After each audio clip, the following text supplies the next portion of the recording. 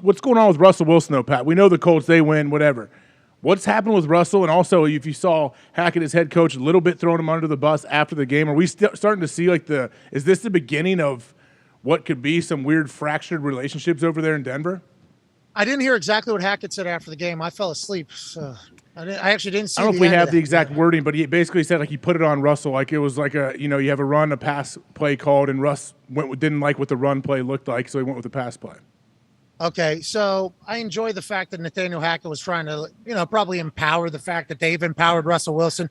Hagler wide open, not happy, takes the helmet off, throws that thing, all around town. Mm-hmm. And, he never seems to even look back to anybody on the right side. But I think I saw Orlovsky, who's the authority on these types of things, say they ran a man beater on the backside, right? Where Hagler was. They ran a little pick route, little where Hamler was post, one runner. Yeah, Hamler was super open. If you watch from his end zone view, Pat, I don't know how much you can see it. I think he was thrown to Hamler just 2 seconds late. He finally saw him right there, and he tried to throw it to him, and Sutton just happened to be running right there as well. Oh, I thought it was potentially Sutton because he was looking to the left the entire time. But you're saying he did see the wide open guy just late. Sutton I think he saw Sutton, but very late, and was like, "Oh, here I can jam it in still." But who knows? It doesn't even matter. It doesn't even matter either way. But I will say that this particular play and the performance of the Broncos, basically since the day that Russell Wilson got there, and as you were talking about Russell Wilson, they all started chanting "Good Man Brand." Good man brand. I don't know if you heard that. They were chanting good man brand. So they're obviously in. There's been a lot of hate on Russell Wilson right now outside. Kyle Brandt cut a promo on Russell Wilson last night on the NFL's network this morning. And Sierra and his wife.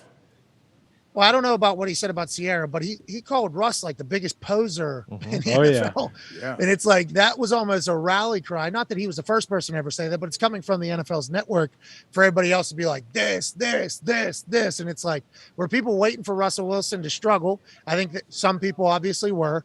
And I think the way he's played has certainly opened doors for people to attack him, and also getting paid $200 and some million before even stepping foot on the field for the new team. I think there's a lot of setup for Russell to get buried, and he rightfully is getting buried. Now, personal stuff, we can talk about Russ being, clear eyes, full hearts. Here we go. Hey, let's next play's the best. Come on now, boys. Talking in cliches, doing that whole thing, and whether or not that's genuine, there's a lot of people that don't think that is true at all. But I will say that Hackett and Russell Wilson, it's evolving. It doesn't feel like it is right now. And I don't think Broncos fans are wanting to wait and to see it to fruition. And they just paid him $200 million. Is Hackett 4 games into his NFL head coaching career with the Broncos already on the fucking hot seat? This is kind of what Sirianni was talking about last year when he was like, hey, everybody was talking about us being in a rebuild year. In the second preseason game, Bill Belichick was putting his thing all over our face, and our fans were booing us out of the goddamn stadium. So he didn't think that the fans heard that it was a rebuild year. And I think outside looking in with the Broncos, you bring in Russell Wilson, you have that roster where people said if Aaron Rodgers went there, they'd win a Super Bowl. There was no rebuild year thought by anybody, I don't think. No. Everybody thought they were going to be great immediately, and they have not been at all. I mean, Ty, the internet has cooked Russ this morning, but Russ hasn't cooked at all, it seems like, as a Bronco. Is it ever going to happen, Ty? Is this guy going to be at Hackensack Diner for the rest of his fucking time at Mile High, pal? I know. It's unfortunate because he does look like a short-order cook at Hackensack Diner right now, making bacon and eggs. But I don't know. We were talking about this earlier. Do you also think, it still feels kind of early, but we're in October. We're a third of the way through the season already. Is there reason to believe that Russ in the next 2 weeks or 3 weeks is all of a sudden just going to kind of turn things around? Don't you think they kind of are what they are? Yeah, I honestly don't know when everything clicks, because if you listen to what Herbie told us yesterday, and he gets and I don't know if it's freezing on your end or just on the TV end. I don't know if the blackouts are causing effects in the actual production of the show or just the way I'm seeing the good show. On our end. I don't know. All good. Okay, good news. So I won't even worry about that because this screen is froze up a few different times with me mid-blink, and I'm like, should I keep talking? I'm going to go and do it. But you listen to Herb Street talk, you could tell that the conversation by he and Al and Hackett and Russ and probably others is we're all learning a brand new offense. We're all kind of trying to figure it out. So nobody has really anybody to lean on, including the quarterback, who for whatever reason, the offensive line doesn't even know his cadences yet. And he's been on the team since the middle of offseason. So I think the messaging is that they'll be able to get better and they'll be able to learn and grow and everything like that. But there's nothing from last night's game that makes me think they're going to do anything better next week. How about you, AJ? You know more than me, pal. I know Diggs has been trying to chime in here for a second. Pat, to your point, 2 days ago I saw the odds. Obviously, this is probably not a legal sports book, but Matt Rule was the favorite, and then Nathaniel Hackett was second favorite to be first coach to be fired. After last night, Nathaniel Hackett has jumped up to odds-on favorite to be first coach to be fired this season. You could tell the offense, the way Hamler was fucking throwing his helmet down after the game, these guys are all frustrated. You'd think that maybe this week in practice, if he gets after guys' asses a little bit and maybe drops a couple F-bombs, but I don't think that's going to happen. And also, they might be coming at him at practice. Well, they might get fed up. It sounds like for sure. This type of shit though, if guys already don't like him or they don't really want anything to do with him, this is just driving a wedge further between that, right? Big time. Yeah, the players know. Players see that, and when your players are slamming helmets on the ground publicly for everybody to see, they know. KJ Hamler is super frustrated, but he knows this is all on camera too. Yeah. Everyone's always aware of what it looks like to the rest of the team, what kind of message it may send. It's not good right now in Denver. Well, I think that's the positive with Indy too. Matt Ryan's coming off the field, motherfucking himself and slamming Frank his didn't helmet. like that. Frank didn't like it, and that's why it feels. Watch your stinking mouth. Yeah, Russell Wilson feels like the Frank Reich of quarterbacks in the NFL, and Frank Reich feels like the Russell Wilson of coaches in the NFL. But I would much if they were together, they would probably bring Christ back down from heaven. But I feel as though Russ did tweet that today, though. Too. Did he? Yeah, God is good. New day.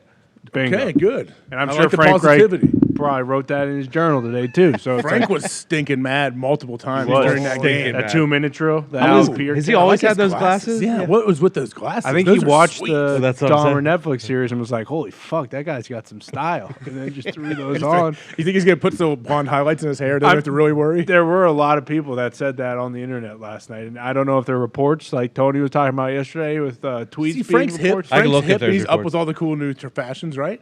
I mean, no, he stinks. But Oh my gosh, you're right. Those are straight out of the show. oh yeah, the exact same ones. But Dahmer swears. I think that's the only difference, really. Well, and of course, Frank doesn't eat people or anything like that. He's a good guy. But those glasses are absurd. That's why Sherm was losing his mind. Yeah, If we're Javonte joking Williams about is that, there, but maybe they seriously. do. Yeah, true. I think you also have to take it with a grain of salt because we know that Sherm hates Russell's guts. Sure. Absolutely. But how long have we known that?